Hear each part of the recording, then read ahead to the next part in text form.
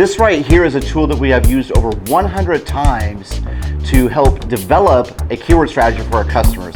Hey everyone, my name is David White and welcome to a new episode here of Essential Marketing, where our mission is to provide helpful tips and tricks to anyone who's interested in marketing. And today we're going to be kicking off a two-part series of something that is really important. In fact, it is so important that we use it every single day for our customers. And it has to do with how do we find the sweet spot in terms of keywords that we should be focusing on that will allow you to rank at the top of Google. And so, but first, let's take a look at why does this matter? Well, I'm sure that everybody knows that ranking at the top of Google is going to allow you to get more traffic. But one thing to also know is that every single incremental improvement that you make, be it from a position number 10 to a 9 or a position number 6 to a 4, is increasing the percentage of people that are coming to your website. So we are always celebrating those movements. If it's a movement from a 6 to a 4, a 3 to a 1, an 11 to a 7, those are great incremental steps towards getting you more traffic, towards getting you more leads, and ultimately towards getting you more sales. And so how do we do that? Well, we're going to start off with sort of the strategy that we use, and just a second here.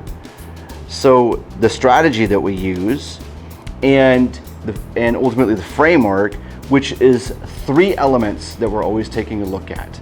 Number 1 is we're looking at the search volume for keywords. So let's take a step back here. So when you're thinking about the keywords that you would want to rank for that make sense, ultimately you're going to start by brainstorming. You start putting stuff down on a whiteboard, you put it down on a piece of paper, and then the interesting question is, which keywords are going to have the highest potential? Well, it's going to be based off of these 3 elements, starting with search volume.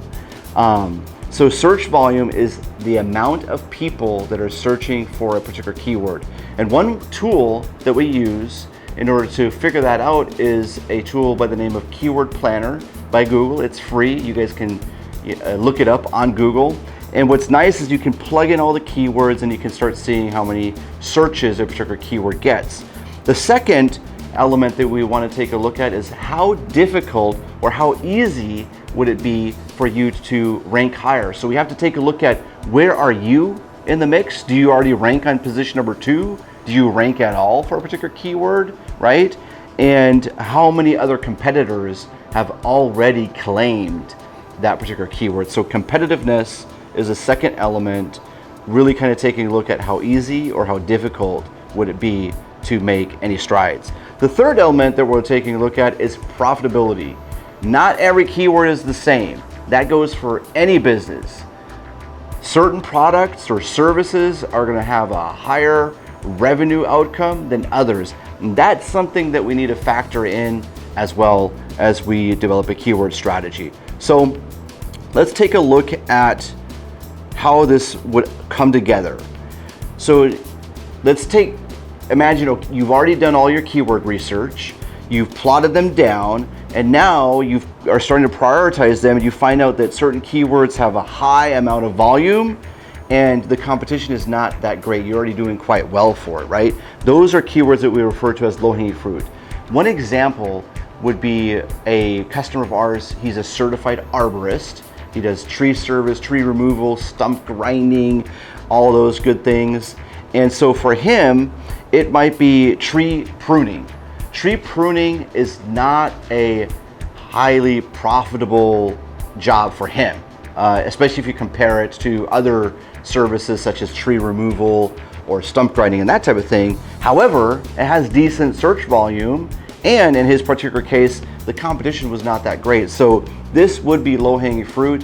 It only requires a little bit of work and we can get already a significant amount of traffic. The next element that we would take a look at are keywords that fall in a category that we refer to as big bets.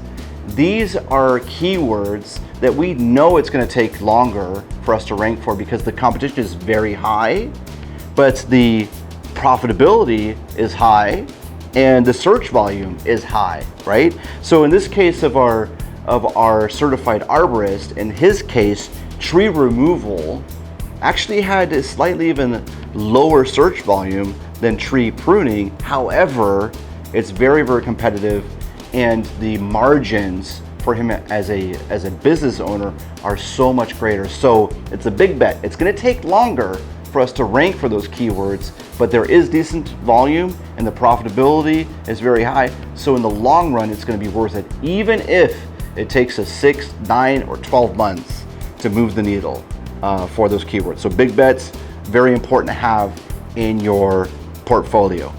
The next category is the monitor and stop category. These are keywords that, hey, it might be tempting because the profitability is pretty high. Also, the competition might not be that high, but if nobody is searching for that particular keyword, there's no point in being number one. There's no point in ranking number one for a keyword that nobody's searching for. So if you identify those kind of keywords, then just put it on stop. Maybe have a come back to it later, because things could change and then people could start searching for it, and then pick it up at a later point in time. But it's definitely nothing that you want to prioritize out the gate.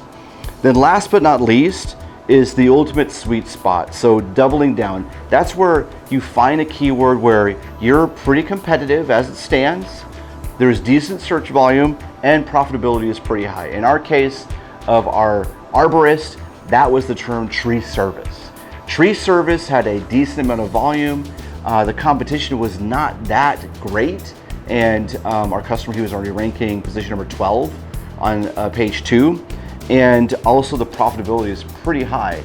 It's kind of a double-edged sword with tree service, because some of those people could be looking for tree pruning, but many of those individuals end up needing help with removing a tree and that kind of thing, even though they might be searching for tree service. So bringing it all together, as you are defining your keyword strategy and prioritizing keywords to go after, this is what you want to be looking at for every single keyword, and it will truly help you be able to celebrate some of those incremental wins as I described at the beginning. So hopefully this was helpful to you guys. If it was, give us a thumbs up and subscribe to our channel. We'd love to see you guys in the future, and stay tuned for part 2 as we bring all of this together with a real world example. Take care and bye.